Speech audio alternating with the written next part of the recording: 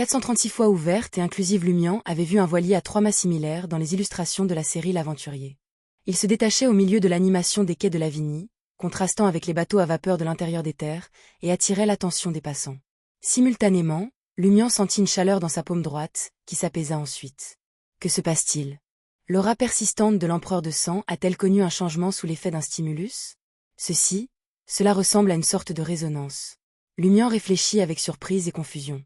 Pourrait-il y avoir un lien entre cet ancien voilier à 3 mâts et l'empereur de sang Alista Tudor? Alors que Lumian regardait le voilier, Jenna descendit de la calèche et remarqua d'un ton ludique. « Tu ne m'as pas amené ici juste pour me montrer ce bateau pirate vintage, n'est-ce pas ?» Elle avait lu les 2 premiers volumes de la série L'Aventurier dans les journaux. Les livres ont toujours coûté cher dans sa famille. Et lorsque la compensation professionnelle de son père n'est pas arrivée après sa mort malheureuse, ses opportunités de lecture se sont raréfiées. Elle trouvait parfois de vieux journaux utilisés à coller sur le mur ou à d'autres fins et les lisait jusqu'au coucher du soleil. Avec la présence des bardes de la rue et les histoires de sa mère au coucher, son esprit est resté loin d'être désolé. Depuis son arrivée dans le quartier du marché et qu'elle est devenue chanteuse underground, Jenna avait trouvé un moyen de gagner un revenu substantiel. Elle avait même économisé pour acheter un exemplaire piraté de la série L'Aventurier auprès d'un libraire clandestin et enfin apprécier les illustrations complexes. Cette entreprise lui faisait souvent ressentir des remords envers Madame Forwall. Elle prévoyait d'acheter un ensemble authentique une fois qu'elle aurait réglé toutes ses dettes. À sa grande surprise, ses dettes semblaient ne faire que s'accumuler. Lumian retira son regard et répondit avec un sourire taquin. Considérez cela comme un bonus. Ils se tenaient tous les 2 au bord du port, discutant des disparités entre l'ancien voilier et les illustrations de la série L'Aventurier. Après un moment, Lumian a conduit Jenna à la modeste cathédrale du Fou. Jenna leva les yeux vers le clocher et le clocher au sommet du bâtiment de 4 étages, examinant le symbole en argent, comprenant un œil incomplet sans pupille et une section de lignes contournées.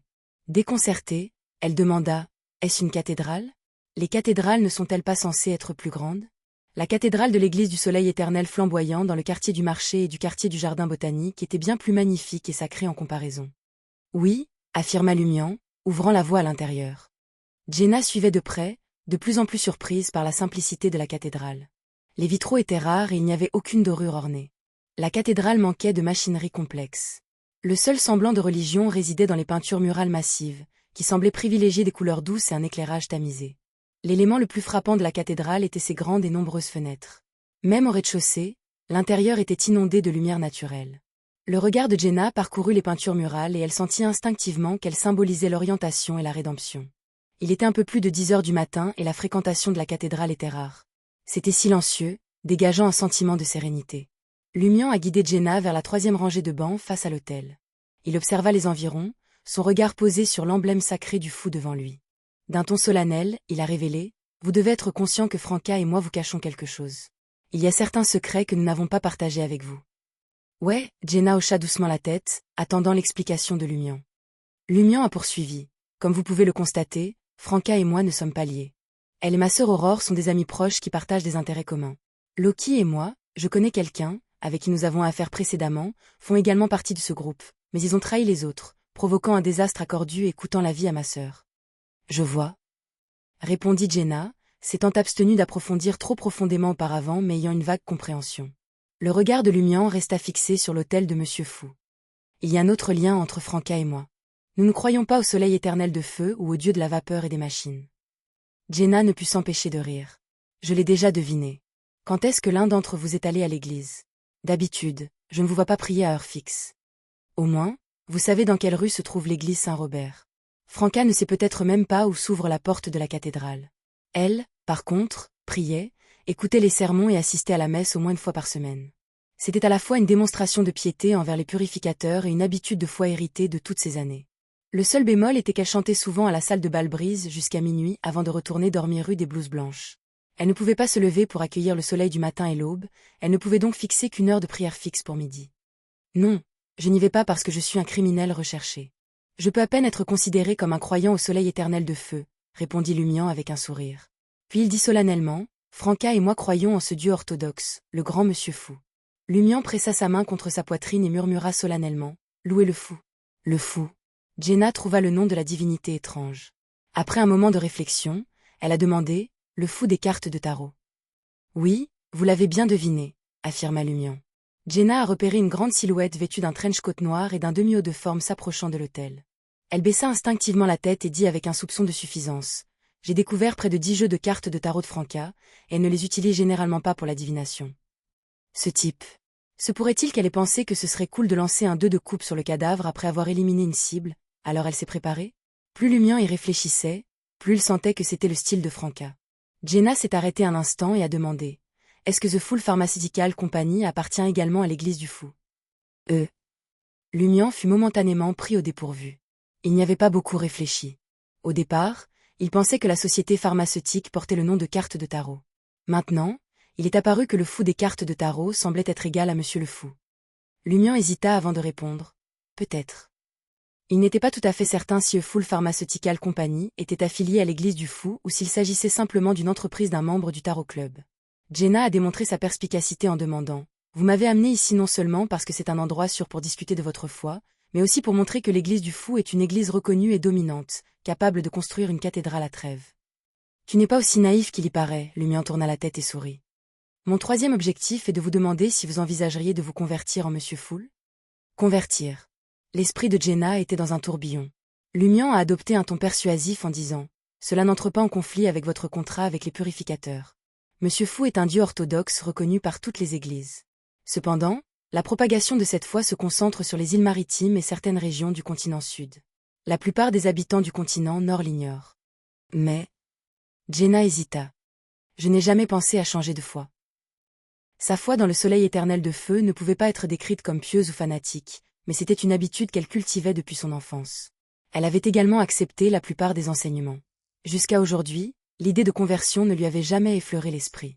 Elle ne ressentait pas un fort besoin de changer de foi et ne nourrissait pas non plus de profonde insatisfaction à l'égard de l'Église. Les seules fois où elle a exprimé son mécontentement, c'était pendant les années les plus difficiles que sa famille a endurées, surtout après le décès de sa mère.